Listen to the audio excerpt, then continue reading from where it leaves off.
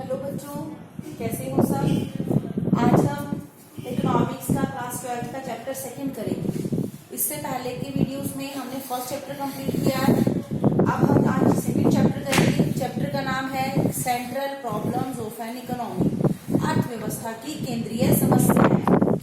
तो अर्थव्यवस्था की केंद्रीय समस्याएं, अर्थशास्त्र और अर्थव्यवस्था क्या है ये मैं पहले एक्सप्लेन कर चुकी हूँ। अब हम करेंगे केंद्रीय समस्याएं या इकोनॉमिक प्रॉब्लम, अर्थव्यवस्था की समस्याएं। तो हमारी आर्थिक समस्या क्या है? हमारी आर्थिक समस्या मैंने फर्स्ट चैप्टर में भी एक्सप्लेन किया। हमारी आर्थिक समस्या है चुनाव की समस्या। चुनाव की समस्या मैंने आपको बताया था कि हमारे पास जो साधन है वो क्या है? सीमित, लेकिन हमारी आवश्यकताएं क्या है?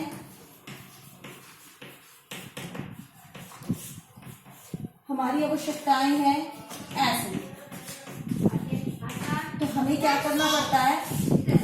चुनाव करना पड़ता है कि हम अपने सीमित साधनों से अपनी असीमित आवश्यकताएं कैसे पूरी करें। तो हमें इसके लिए चुनाव की समस्या का सामना करना पड़ता है कि हम अपनी कौन सी आवश्यकताएं पूरी कर सकते हैं, क्योंकि हमारे पास सभी आवश्यकताएं पूरी करने के लिए साधन नहीं होते। तो हमारे जो चुनाव की समस्या है वो, हमारी जो आर्थिक समस्या है वो क्या है? चुनाव की समस्या। और ये चुनाव की समस्या क्यों उत्पन्न होती है? क्योंकि हमारे पास साधन सीमित हैं, आवश्यकताएं असीमित हैं, तो इसलिए हमें इन साधनों का चुनाव करना पड़ता है। तो हमारी समस्या क्यों है? 3 कारण है इसके। पहला तो है सीमित साधन, दूसरा है असीमित आवश्यकताएं। हमारी आवश्यकताएं क्या है? असीमित। और तीसरा है वैकल्पिक प्रयोग।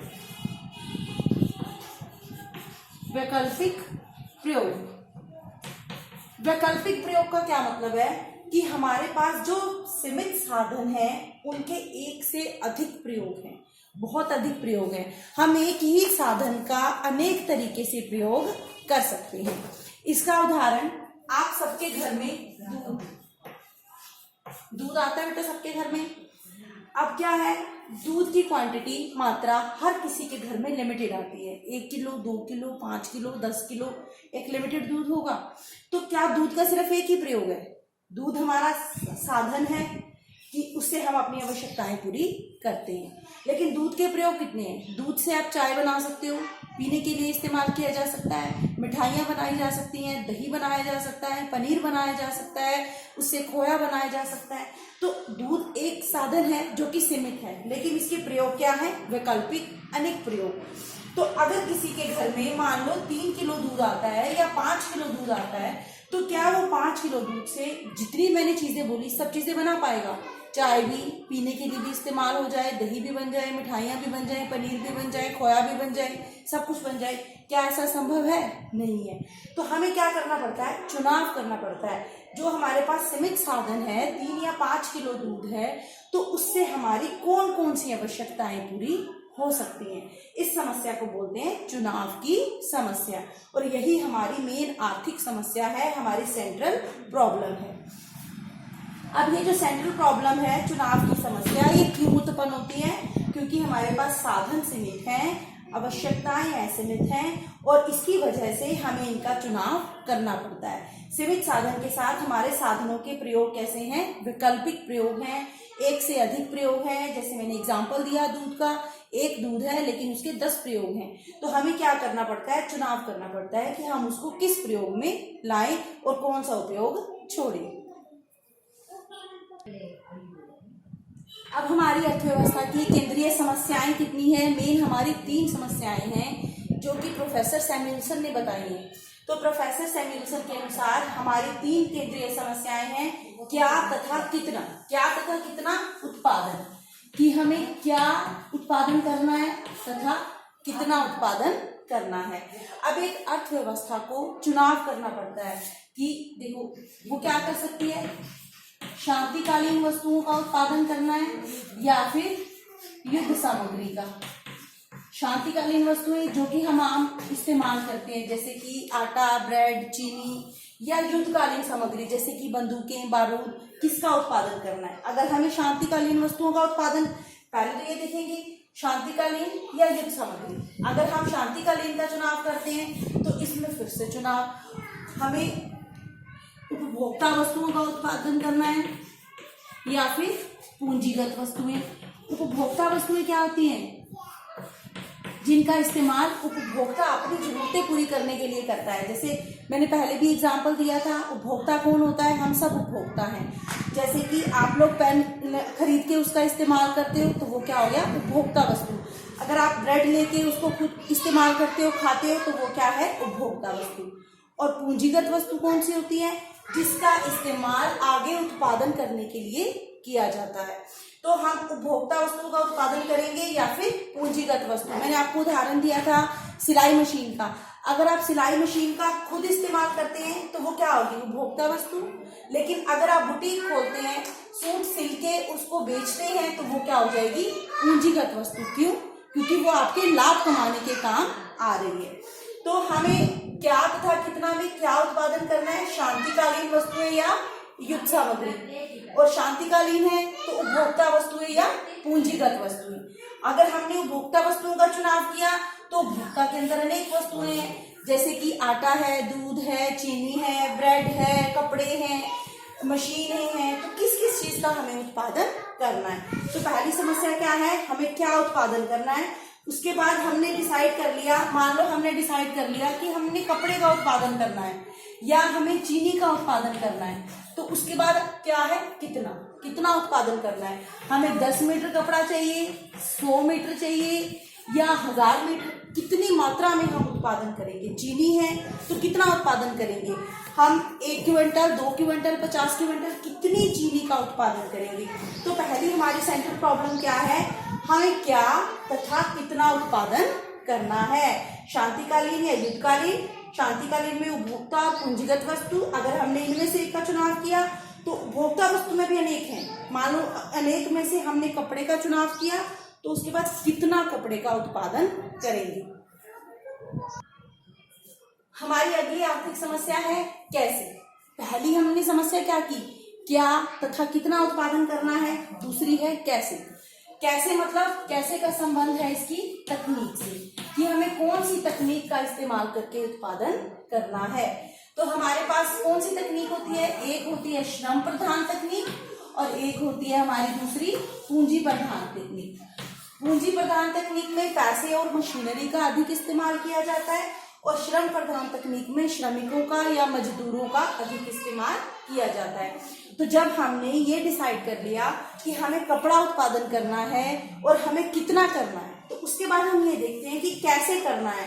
हम श्रमिकों का इस्तेमाल करके उत्पादन करेंगे या फिर मशीनरी और पूंजी का इस्तेमाल करके हम उत्पादन करेंगे।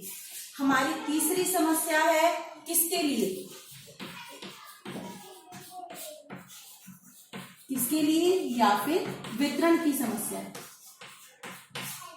किसके लिए या वितरण की समस्या? हमने डिसाइड कर लिया पहले में क्या तथा कितना कपड़ा करना है उत्पादन, 100 मीटर उत्पादन करना है। कैसे? हमने ये डिसाइड कर लिया कि हमें पूंजी प्रधान तकनीक का इस्तेमाल करना है। अब किसके लिए? अब जो हम कपड़ा बना रहे हैं किसके लिए बना रहे हैं, किसको वितरण करेंगे उसका।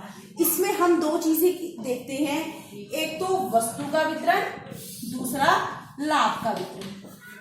वस्तु का वितरण कि हम कौन से वर्ग के लिए बनाएंगे। क्या एक अमीर और गरीब दोनों के कपड़े पहनने का तरीका सेम होता है, एक तरीके के कपड़े पहनते हैं? क्या एक बड़ा व्यक्ति और एक छोटा बच्चा एक जैसे कपड़े पहनते हैं? नहीं। तो हमें ये देखना होता है हमें किस वर्ग के लिए उत्पादन करना है, किसके लिए करना है। और लाभ का मैंने आपको पहले भी बताया, हमें उत्पादन करने के लिए क्या चाहिए होता है? भूमि, पूंजी, श्रम, उद्यम। तो हमें जो टोटल आय मिलेगी इस उत्पादन को बेचने से, उसका वितरण कैसे करेंगे। भूमि के लिए कितना किराया देंगे, पूंजी के लिए कितना ब्याज देंगे, श्रम को कितनी मजदूरी देंगे और उद्यमी को कितना लाभ मिलेगा। तो अब उत्पादन की तकनीक निर्धारित करने के बाद हमें ये देखना है उत्पादन किसके लिए करना है, कि हम जो समाज है, अर्थव्यवस्था है, उसके किस वर्ग के लिए उत्पादन करेंगे और उस उत्पादन को बेचकर जो हमें आय होगी उसका वितरण कैसे करेंगे। भूमि को कितना किराया देंगे, पूंजी के लिए कितना ब्याज देंगे, श्रमिकों को कितनी मजदूरी देंगे और उद्यमी को कितना % उसका लाभ मिलेगा। तो ये थी हमारी अर्थव्यवस्था की 3 केंद्रीय मुख्य समस्याएं।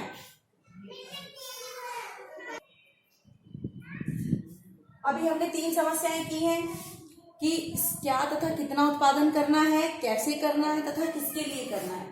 ये 3 समस्याएं बताई थी प्रोफेसर सैमुएल्सन ने। लेकिन कुछ अर्थशास्त्री जैसे कि प्रोफेसर स्टिगलर हैं या प्रोफेसर लेफ्टविच हैं, उन्होंने 2 अन्य समस्याएं भी बताई। 4th समस्या है साधनों का पूर्ण प्रयोग कैसे हो, कि हम उत्पादन के साधन जैसे कि भूमि, पूंजी, श्रम, उद्यम, इन सब साधनों का पूर्ण प्रयोग कैसे हो।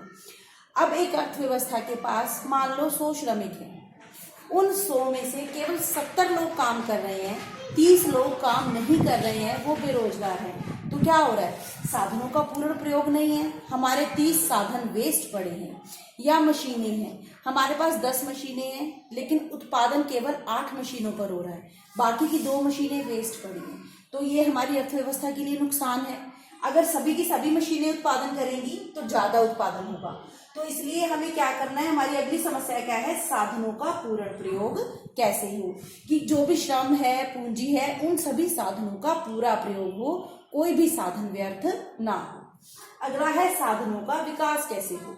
साधनों का विकास, जो हमारे उत्पादन के साधन है उनका विकास कैसे हो। अगर हम इन साधनों का लगातार प्रयोग करते रहेंगे तो क्या होगा, अंत में ये सभी साधन खत्म हो जाएंगे, समाप्त हो जाएंगे। तो हमें क्या करना है, साधनों का सही तरीके से उपयोग करना है और उनका विकास भी करना है कि किस तरीके से उन साधनों को बढ़ावा दिया जाए जिससे कि आगे भी हमें किसी प्रकार की समस्या का सामना ना करना पड़े। तो लेफ्टविच और स्टिगलर के अनुसार 2 अन्य समस्याएं भी हैं, साधनों का पूर्ण प्रयोग कैसे करना है और उत्पादन के साधनों में किस प्रकार वृद्धि की जा सकती है, किस प्रकार उनका विकास किया जा सकता है।